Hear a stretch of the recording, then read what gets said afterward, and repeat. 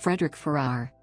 Frederic William Farrar, Bombay, August 7, 1831, Canterbury, March 22, 1903, was a cleric of the Church of England, Anglican, schoolteacher and author. He was a pallbearer at the funeral of Charles Darwin in 1882. He was a member of the Cambridge Apostles' Secret Society. He was the Archdeacon of Westminster from 1883 to 1894, and Dean of Canterbury Cathedral from 1895 until his death in 1903. Biography. Farrar was born in Bombay, India, and educated at King William's College on the Isle of Man, King's College London and Trinity College, Cambridge. At Cambridge he won the Chancellor's Gold Medal for Poetry in 1852. He was for some years a master at Harrow School and, from 1871 to 1876, the headmaster of Marlborough College. Farrar spent much of his career associated with Westminster Abbey. He was successively a canon there, rector of St. Margaret's, the church next door, archdeacon of the abbey.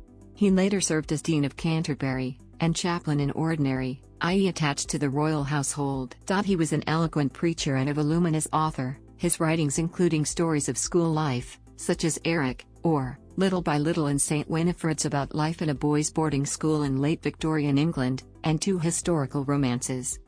Farrar was a classics scholar and a comparative philologist, who applied Charles Darwin's ideas of branching descent to the relationships between languages, engaging in a protracted debate with the anti-Darwinian linguist Max Mola.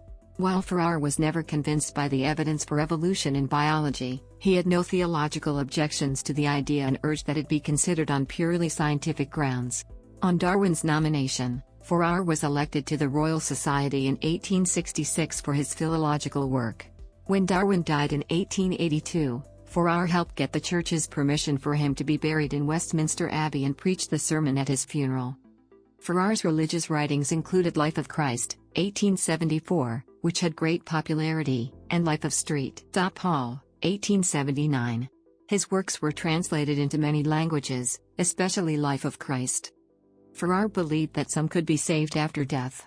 He originated the term abominable fancy for the long-standing Christian idea that the eternal punishment of the damned would entertain the saved. Farrar published Eternal Hope in 1878 and Mercy and Judgment in 1881, both of which defend his position on hell at length. Farrar was accused of universalism, but he denies this belief with great certainty. In 1877 Farrar, in an introduction to 5 sermons he wrote, in the preface he attacks the idea that he holds to universalism. He also dismisses any accusation from those who would say otherwise. He says, "I dare not lay down any dogma of universalism, partly because it is impossible for us to estimate the hardening effect obstinate persistence in evil, and the power of the human will to resist the love of God." In April 1882, he was one of 10 pallbearers at the funeral of Charles Darwin in Westminster Abbey. The others were, the Duke of Devonshire, the Duke of Argyll, the Earl of Derby, Mr. J. Russell Lowell, Mr. W. Spottiswoode, Sir Joseph Hooker, Mr. A. R. Wallace, Professor Huxley, and Sir John Lubbock. Family. On August 1, 1860 at St. Leonard's Church, Exeter, he married Lucy Mary Cardew. They had 5 sons and 5 daughters. The first 8 were born at Harrow, the last 2 were born at Marlborough.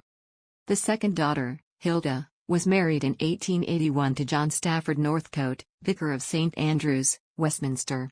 He was the 3rd son of Stafford Northcote, 1st Earl of Idsla, and their son Henry succeeded as 3rd Earl in 1927.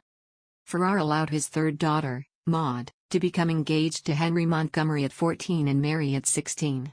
Farrar was then Archdeacon of St. Margaret's and Montgomery was the curate. Montgomery went on to become Bishop of Tasmania. Their children included the World War II hero Monty, Field Marshal the 1st Viscount Montgomery of Alamein. Farrar's son Reginald published his biography in 1902. Farrar died on March 22, 1903, and was buried in the cloister of the Canterbury Cathedral.